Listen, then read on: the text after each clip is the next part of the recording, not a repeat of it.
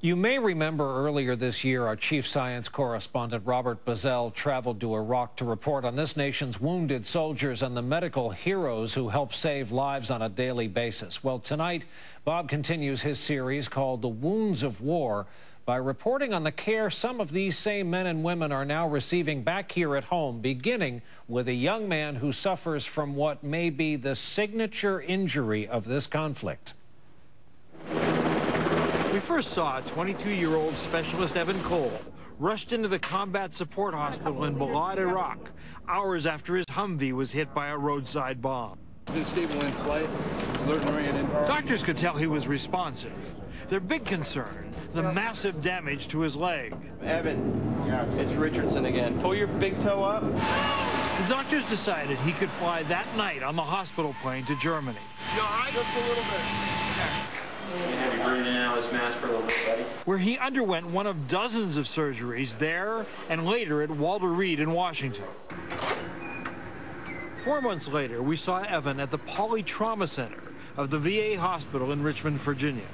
I haven't actually been able to go home yet. But his mother and father visit often.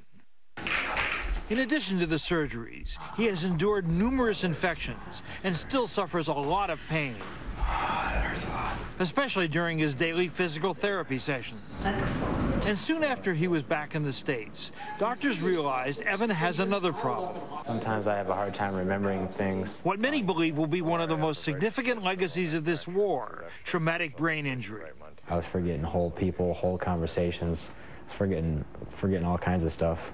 And I was in a lot of extreme, real bad irritability. I get real mad.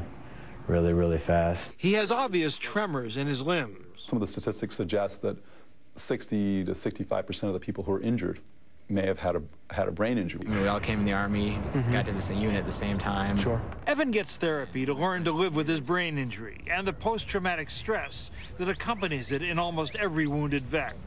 His doctor says he is making progress. I envision Evan to be able to live in the community, potentially alone someday, walk on his own, and hopefully hold a meaningful job someday. What do you see for the future? For the future, it's just going to be a really long road. It's just going to be a long time and a lot more pain, but it's worth it because eventually it will heal, and this will all just be a bad dream. Robert Bazell, NBC News, Richmond.